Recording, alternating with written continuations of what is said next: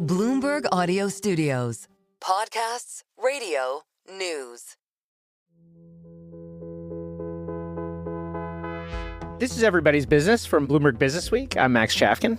And I'm Stacey Bannock Smith. And this week, Max, I think the theme of the week is like all hat, no cattle. That's like a cowboy reference or something, right, Stacey? That's something having to do from your upbringing? I am home visiting family in Idaho, but I really do think it fits because we have seen the markets take a real hit this week, a lot because there have been some signals that maybe AI, which has been this big, touted as big economic game changer, might not be everything we thought. Yeah, we've got a really provocative conversation with Ed Zitron of the Better Offline podcast. He is an AI hater, and he is here to explain to us why we should be worried. Also, Max, the fast food industry starting to show some signs of distress and some restaurants coming out and saying that this is going to be a really tough stretch for lower income consumers. Wait, but there's one fast food restaurant that is doing well, Stacey. That's true. Welcome to Taco Bell. Yeah, we've got Business Week's Dina Schenker on to talk about my favorite fast food restaurant, Taco Bell. And for our underrated story, this one might be a little bit more all cattle, no hat. The Federal Reserve meeting in Jackson Hole, big speech coming later today. Everybody's business goes west. Yes.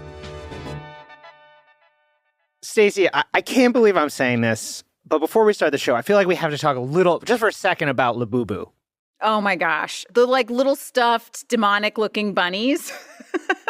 So these are like Beanie Babies, but for kids of today. They're sold by a Chinese company called Pop Mart. Pop Mart reported its earnings this week. Stock went up 20%. And it's all because basically people cannot stop buying these little dolls. And this has come, unfortunately, to my house as well. Yeah, I mean, the little demon bunnies are outselling Barbie. They're outselling Hot Wheels. And I don't understand it because they don't do anything high-tech or interesting. They also look very frightening. It looks like they're happy that the world is burning or something. I don't know.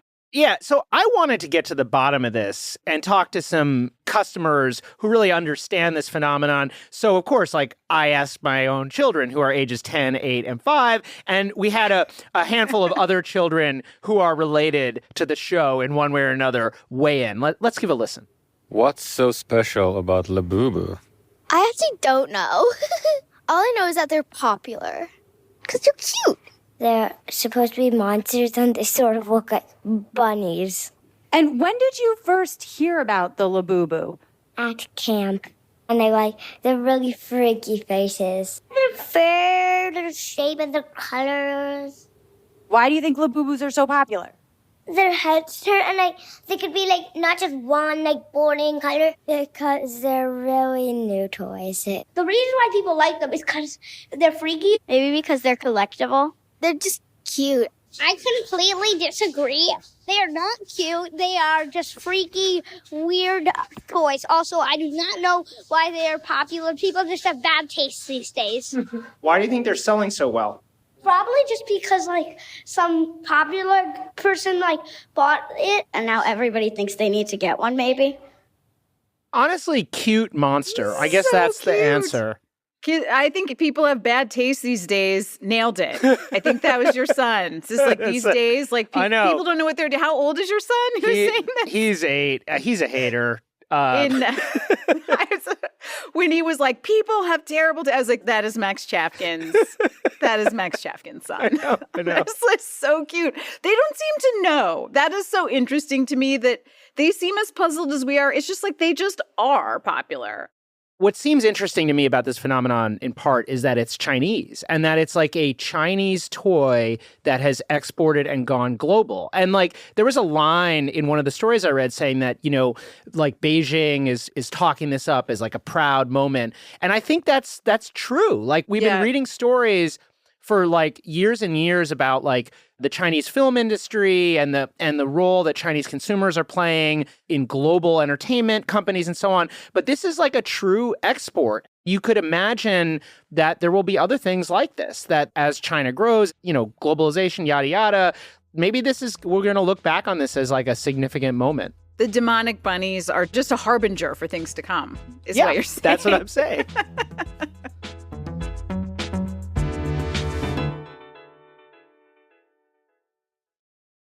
All right, Stacey, I got to tell you, I'm getting worried. About? I'm worried about AI.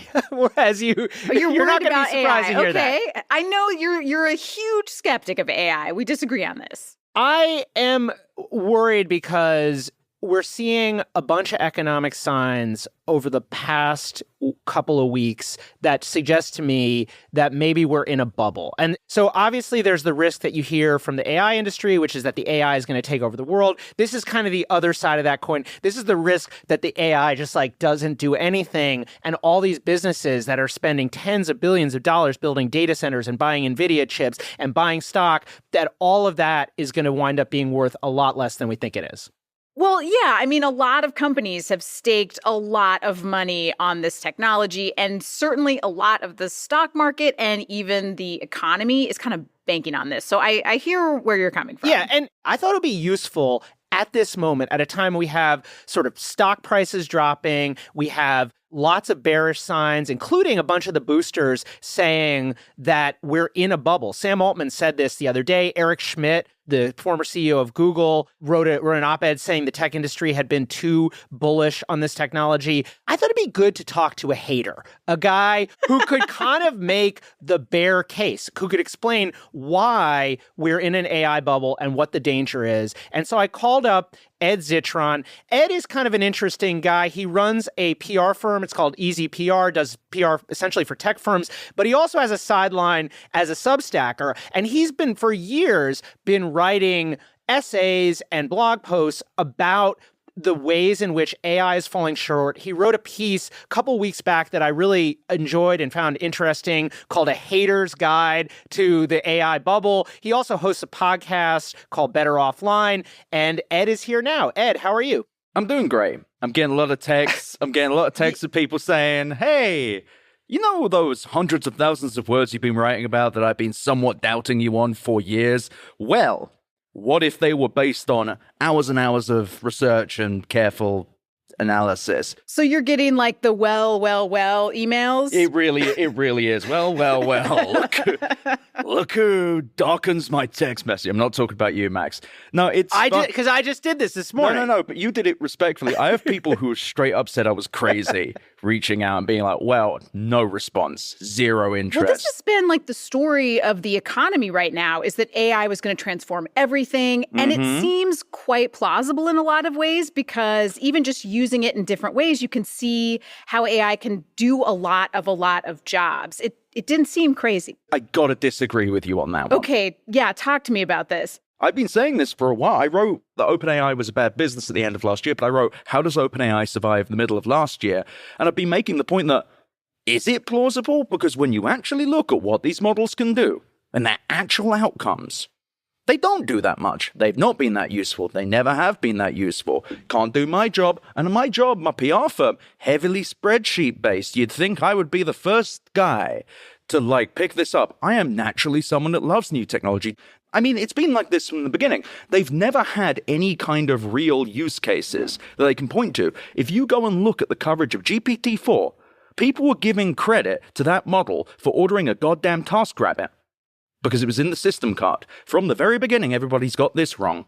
I will tell you briefly what I am always telling Max, which is that I do use AI quite a bit in looking up research, and I always back it up, but it feels like it helps me in the same way that a very fast, semi-competent intern would. So I find it pretty helpful in terms of hey, can you look up where was a country that put big tariffs in place that saw impacts on its economy? So I do have to follow up with research, but I have found it enormously helpful as kind of a personal assistant role. But you're even describing a personal assistant where you have to check all the work and do the work yourself. I've never had a personal assistant, so it's still better. So I don't disagree that there are people using it for research. This is describing what Google should have been. ChatGPT's growth has come as a result of Google's lack of innovation, of no one's real interest or curiosity in making search more than what search was and is today, other than the AI summaries that blow. And I think that every description that I've heard of how people use this is just what Google search should be. And I would be fine with that if these things did not take hundreds of billions of dollars of data centers, boiling lakes, gassing people of color in various communities. But also, I'm not that impressed by that. It's just like, okay, it's better search, sure. Oh, it's for brainstorming as well. Okay, oh, it's for coding. Well, how good is it for coding? Well, not really clear how good it is for coding. Well, like I said, I use AI as a research assistant, but there are some really exciting uses of AI happening right now. We've got AI reading medical images. AI deciphered the whale language. We were able to talk to whales for the first time. Also, going over ancient texts, deciphering those. I mean, there's some really compelling use cases for AI that seem really exciting to me. Well, the medical stuff, the thing is with that is that, are we talking about large language models or are we talking about AI and machine learning? Because that was happening already. And one of the marketing tricks they do is to kind of conflate the two. Like they love to say AI and then autonomous cars, which are not large language model driven. Maybe there's one bit that there is. And I think that still, even these combined use cases don't back up the market further around this. Yeah, well, the thing is, and just to put some kind of like some data, I alluded to this at the top, but like MIT just put out a study suggesting that 95% of the generative AI pilots that companies are pursuing are failing. I think lots of people have kind of experienced this in their own lives, right? Where there are a lot of companies that are like very enthusiastically embracing these technologies, but not quite yet sure what to do with them. That is where I think the economic problems start. But that study was so much better because, of course, I'm a curious critter and I went and read it. So people have been misreporting that study. It's actually worse because that study has one line in it that says it's a learning gap. And people have said that's the reason. No, not at all. The actual reason is enterprise adoption of AI is huge. It's everywhere. The problem is it doesn't learn. It isn't good at complex tasks. It isn't good at workflows. Like the actual reasons is it sucks. Wait, what does that mean? It's not good at workflows. So companies are using it. They're adopting it. They're trying it out for different things. And like, how is AI not delivering? I mean, it can't do the actual things that they want it to. The common thing within that study was this mention of it feels good for a week, then stops being good. These companies, what happens is they adopt it because everyone's saying AI, AI, AI. Everyone's saying AI. The problem is, large language models are inherently limited in what they can do. They're not good at automation. They are inconsistent, they hallucinate, which is when they authoritatively state something that isn't true. But hallucinations within massive workflows are cancerous for enterprises because a hallucination will mean it does something wrong. It enters data in the wrong place, or it can't enter data at all. Making a linguistic model try and do distinct replicable tasks, it's actually kind of nonsensical. It's insane we let it get this far.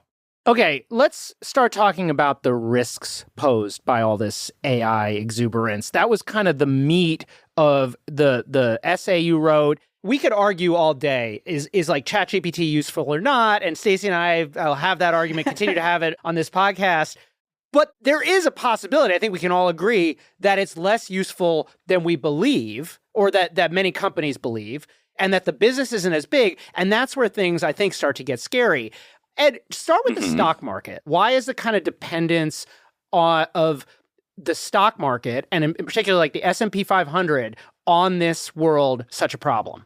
So there's a few things. One, this entire thing is vibes. Microsoft stopped volunteering their AI revenue in January. They said at that point they had 13 billion annualized revenue, so about $1 billion a month. Stopped sharing that stat for some reason, probably because it's flat or dropping.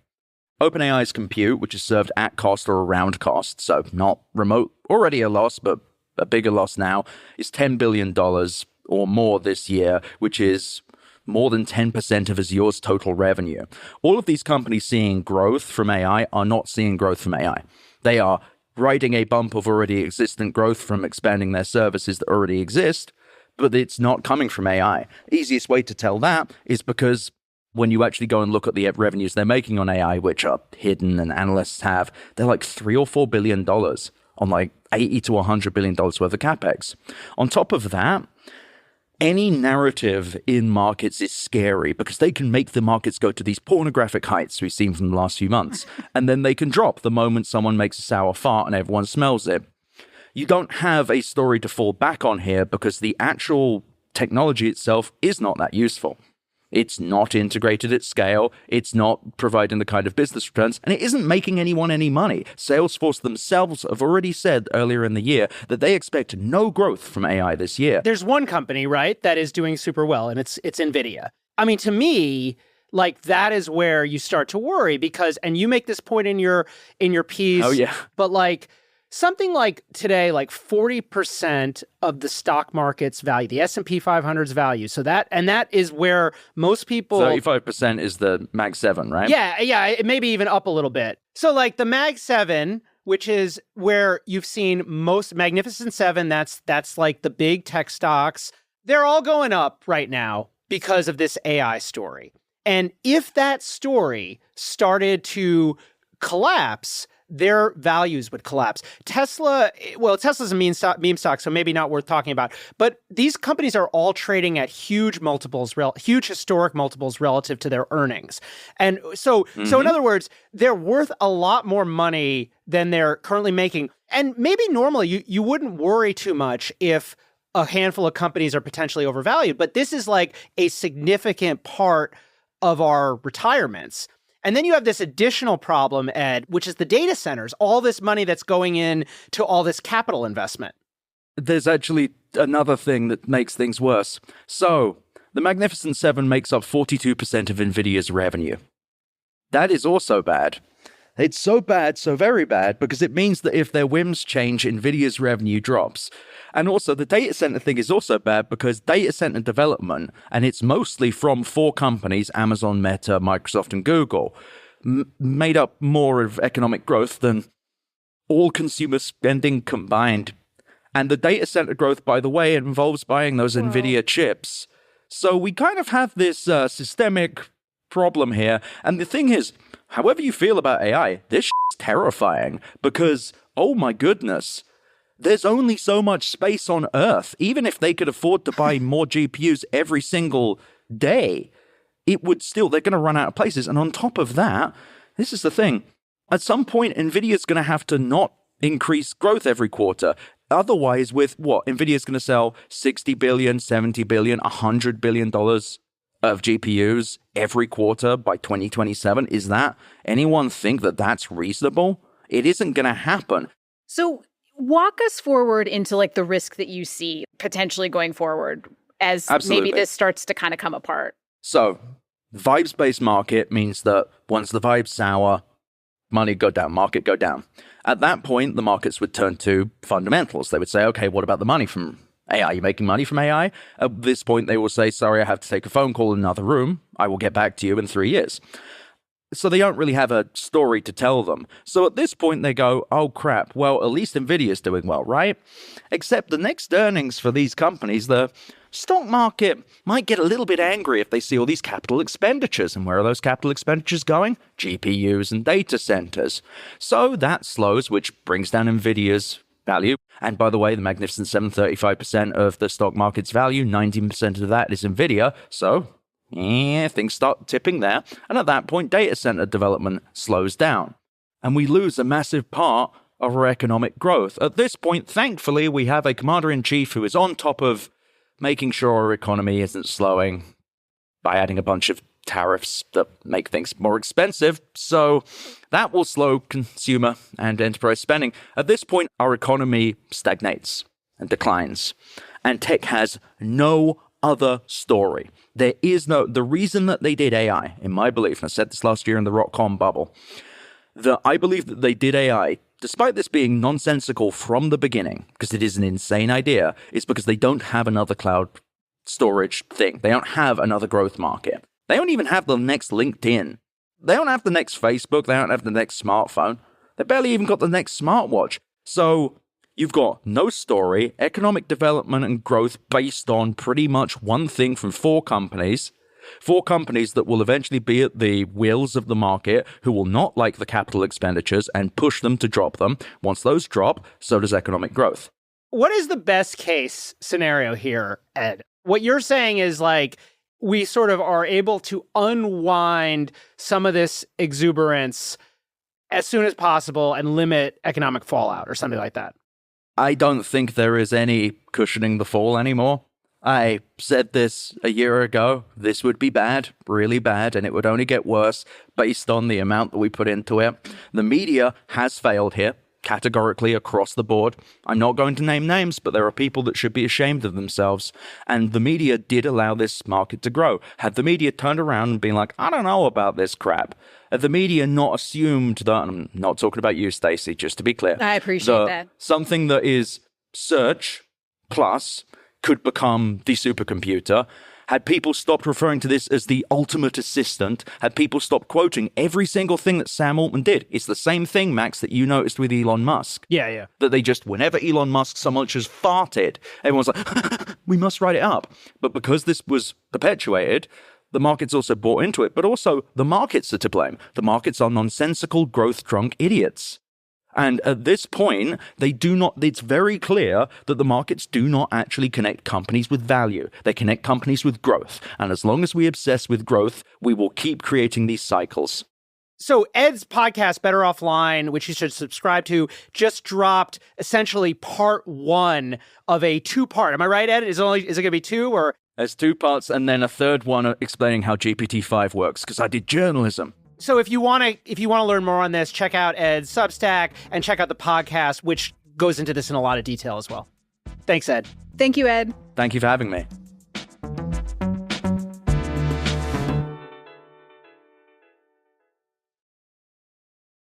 So, Max, as you know, I am home visiting family in Idaho this week and visiting all my old haunts from high school, which is very fun and nostalgic. And you know where I used to spend a lot of my time in high school was in the parking lot of the Taco Bell. Because you could buy a meal from Taco Bell with the change in your car. Was this like a thing in New York where you grew up? Yeah, I agree with you. I spent a lot of my childhood in the suburbs and with cars and stuff. I remember a lot of fast food parking lots, but I totally relate to what you're saying. Taco Bell is where you get the really cheap food. It's also, and I feel like if I don't say this, like everyone will be thinking it, it's where you go when you're stoned. I have heard that too. But mostly it was just like so cheap. And there's a great article this week in Business Week by the great Dina Shanker, who writes about food for Bloomberg and Business Week. And she actually found that Taco Bell is having this amazing moment. Like they're really winning right now in the economy. And I think a mix of like being home and sort of nostalgically driving by Taco Bell. And this article made me really want to talk to her. Also, she's wonderful. She's joining us now. Hi, Dina. Hi, thank you so much. So if you don't mind, talk a little bit just about the premise of your article. Like, why is Taco Bell winning right now at a time when so many companies are just really, really struggling? Yeah. So if you listen to fast food earnings calls, for the most part, for a while, we've been hearing about low-income consumers pulling back. They're raising prices, and people are, getting a little stingier with their budgets, and nobody wants to spend $18 on a Big Mac meal, and everything's getting too expensive. Is that what a Big Mac meal actually costs these days? At certain locations, it can. So franchisees have some control and, varies by location.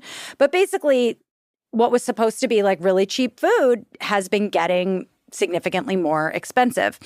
And so it really stood out when Taco Bell, turns out, is growing. And not only are they growing, they're not even seeing pullback from low-income consumers, which McDonald's and Wendy's both reported that they were like within the same week. So we were wondering, what is the secret to Taco Bell's success? Secret sauce. Yeah. And it turns out that it has to do a lot with being super cheap and also with just like constantly offering new limited time offers and just like putting new things on the menu, mixing things up. I mean, crispy chicken is big for everyone, including Taco Bell. And it really plays into social media because a never-ending menu means never-ending online content. I mean, I watched a TikTok video where the woman literally just opens up somebody else's preferred order for Taco Bell, eats it, talks about it, and that's it. And the last I checked, it had more than 67,000 likes on it. The internet is an interesting place. It just really is. There's a whole genre of that, of people just ordering things from Taco Bell and eating them on camera. And it's, they've really struck a chord, I think, because how many other places can you order like 6 different things off the menu for less than $10? Dina, do you mind listing off some of the offerings that Taco Bell has sort of cycled through? Sure. So there was of course, the Cheez-It Crunchwrap Supreme, which I think was with the huge Cheez-It massive in it. Cheez-It. Yeah, just with the whole Crunchwrap Supreme apparatus around it. The cheesy chicken crispinadas. There's been recently a barbecue chicken on top of fries. There's the Milk Bar Churro, which has icing on the inside and confetti sprinkles on the outside. I forget what the real name was for this one, but this was an old one called the Beef Canoe, which was this crispy taco shell just filled with beef. So imagine a beef canoe, and that's exactly what it looked like. And I mean, what I love is you just get this feeling that they're you know what? Let's just try it. Let's just see if anybody will eat this weird thing. We're just throw some things at the wall. Well, I actually went to my local Taco Bell where I used to go growing up and decided to see what Dina was talking about, what kind of new novelty items they had. And here is what they told me. Welcome to Taco Bell. Do you have anything that's new? The street chalupas are brand new, yes. Okay, maybe I'll try the street chalupas then. You got it.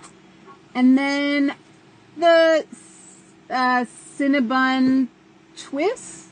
Okay. And do you have anything else that's new? My Midnight Baja is new. Oh, is that the drink? Yeah. Ooh, I'll try that. What is You it? got it.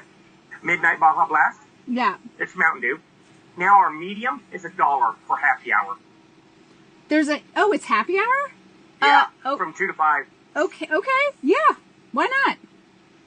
Done. So right now we're at 867 pennies, unless you'd like to make that 9 for the scholarship program. Sure. $9 at the window. Thank you for being so amazing. Thank you. Okay, wow. 800 right. how many pennies? 867 pennies. Look at this thing. I knew that's what you got. I have not tried it, and I have the street chalupas too. But the whole menu was this was have you guys tried this? Is it just normal Mountain Dew that's dyed Drink purple? It. I want to see. It's the color of Grimace. No. Have you tried it, Dina? I can't say that I have. Dina, I know. You're Bloomberg's, food columnist. How could you not? Oh my God. It's That's why. It's like Mountain Dew and Bubble Yum grape got together, and it had a sordid affair. It's really sweet. So when we talk about Taco Bell doing well, I'm kind of curious what we mean exactly. Their sales are, because Taco Bell's part of a larger company. What exactly do we know about Taco Bell's performance? Their same store performance is positive. Got it. I think that it was up 4%. Okay. Same store is same store sales year over year. Yeah, so it doesn't include new stores. And meanwhile, if you look at Wendy's, or if you look at Yum's other brands like KFC and Pizza Hut, their sales are down for the year. So one of the things that is so vexing to me is Yum has figured it out with Taco Bell. Why can't they sprinkle some of that magic on their other chains? Why are fast food companies having a hard time right now? This seems like a moment when they would really be thriving. People are on a tight budget. People are kind of nervous and cutting back. It seems like a moment for fast food. Why is this struggling?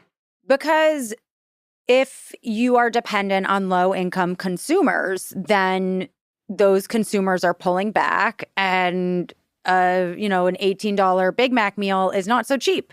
And you're I'll just make dinner at home. Making dinner at home is always less expensive, and even more so when the prices have gone up, which is why so many of them are running deals. There was news today that McDonald's has plans to cut some prices even further. But what's interesting to me about the deals that the other fast food companies run is that their limited time offers are often just come get the thing we already sell, but get it for cheaper, which I'm sure brings people in. It does bring people in, but it's not the same as like, come get this insano, spicy, chicken, crispy taco wrapped in beef that is only here for 3 weeks or until supplies last. Like, that's a much more exciting opportunity for some people. And we should say that McDonald's news announced Wednesday, today as we're recording this, which is Wednesday, August 20th. Do you think, is part of this like some kind of weird pandemic hangover? Like, I sort of wonder if companies, in an effort to deal with rising prices, raised prices and sort of tried to move up market and then left behind lower income consumers in a way that is now catching up to them, and where Taco Bell, as the kind of standard bearer of the cheap ass food, is like well positioned to maintain.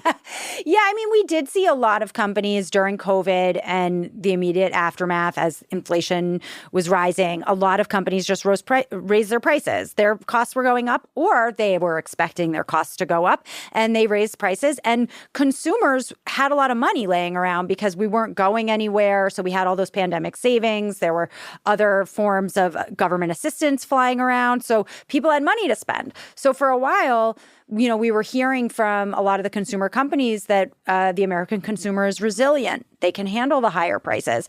And then things just crossed some line where people were like, wait, how much is that?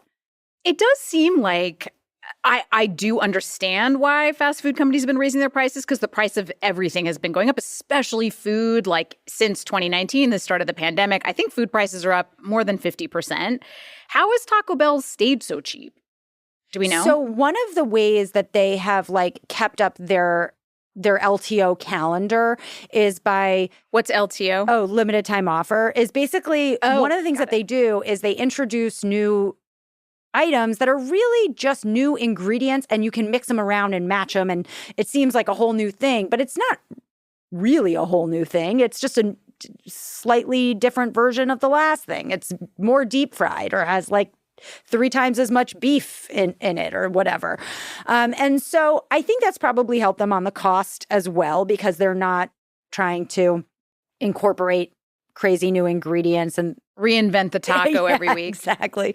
Is this like a warning sign? I mean, Taco Bell's sort of being the exception to this larger trend of fast food companies really struggling and struggling in a way that seems even unusual in uncertain times. Are people in the industry? Is it a chalupa in the coal mine? Is this the Baja Sprite or what was it called again? Yeah.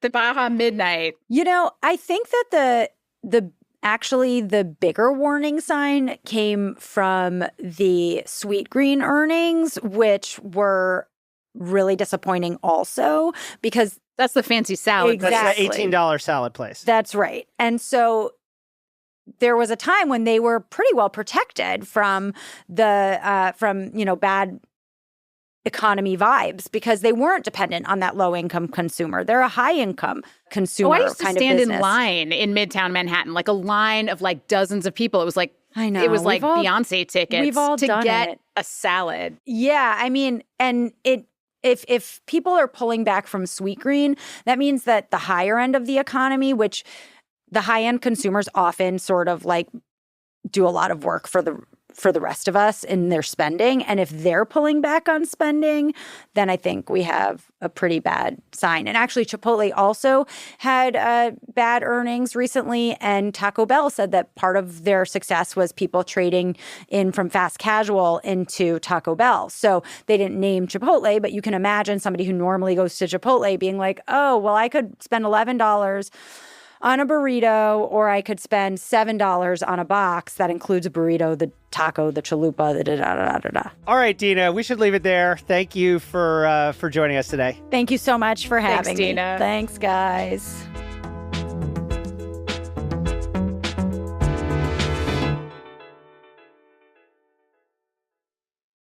All right, Stacey, Okay. It's that time again. It's the time when we talk about the underrated story of the week. And I guess you're going to try to tell me that the Fed is the underrated story of the week, even though we talk about it every single week. Well, and rightly so. I think we talk about the Fed a lot, and we don't talk about the Fed enough. So yes, I think the Federal Reserve is the underrated story of the week. So the central bankers of the world are meeting in Jackson Hole, Wyoming this week.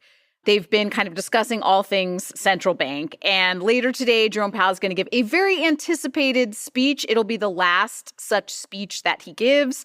And this is a moment when central bankers are like a little looser than a normal press conference. I think it's all the Western air. And I think this could be a really important speech from Jerome Powell. Okay, for the record, the Fed is not an underrated story, but I actually, now that as you're laying this out, I feel like I need to say that just to, stay on brand or whatever. But but I actually, what do you think? Can you just say what people are expecting here? Like why this, some speech at a conference? I cannot imagine a more boring thing than a conference full of central bankers, but why this speech is significant. Well, and it's true, too, that Federal Reserve speeches are boring, but they are boring by design. They are boring on purpose because the things that Federal Reserve chairs say move markets. This speech, though, could be a little different because right now, Donald Trump is really, and the Trump administration, they're really making a play to have much more control over the Fed, which has traditionally been quite independent. A lot of people see this as a big threat to the economy if that becomes politicized, if interest rates get cut because the president thinks it'll give the economy a little sort of temporary, like a sugar shot. And so I'm really interested to hear what Jerome Powell says. So wait, this is sort of a moment. But you think he is that one is moment a suggestion he's going to be like, screw this, I'm never raising interest rates, F you, Donald Trump, or is that the kind of vibe we're expecting? I mean, I think the Jerome Powell version of that, yeah. I mean, first of all, a week of Western air, which is going to do some good, I think. Also, he is retiring later this year. His term is up. But this is a moment, this is not an official speech. This is not, this is what we're doing with interest rates, which the normal press conferences are. This is just a big global speech that he gives. So, and this is a moment when the independence of the central bank is under fire. I mean, this is must-see TV, Max. This is the Super Bowl of central banking, this moment in time. I think this is, you have to, this is a must-see TV. I am getting, you have to watch this. You have to watch this live. I mean, I look forward to it. I look forward to, having you here next week to unpack the nuances of what Jerome Powell says, and we can talk all about what that means for the economy. The instant replays. For all of us. Yes. I appreciate you hearing me out on this. I really do think that this is an underrated story. Stacey, before we go, and just to circle back to AI, we talked about a couple of weeks this sort of question of price fixing, and Aaron, a listener, wrote in to flag another domain where this is happening: apartment rentals. There was actually recently a settlement between the DOJ and a landlord, which a company called Greystar manages something like basically 1 million apartments. Settled with the DOJ over alleged price fixing. And Aaron just pointed this out. Just super interesting. I feel like this is going to be a thing that we keep talking about over and over again. Just want to continue hearing. I feel like I have been proven right by this email because, look, AI is effective. It has an excellent business use case. It can now force awesome all of for our price rents fixing. up. Yeah. It's amazing if you're a crooked landlord. I guess the problem is they're people too. One thing I need to say, first of all, is that Greystar did not admit wrongdoing in this settlement. So just to that changes any suggestion that, and it believes that it said in a statement, it believes that its use of this revenue management software complies with the laws. On the other hand, it has agreed not to use these algorithms. And also, Stacey, I just want to say, Really appreciate the email from Aaron. Listeners, tell us what you think about this latest AI segment with Ed. Everybody's at Bloomberg.net. Everybody's with an S at Bloomberg.net. Are you a hater or are you a lover? That's what I want to know. Yeah, I mean, do you think, like, how do you use AI if you use AI? I want to definitely, if you use AI and love AI, write in. If you don't, do something else.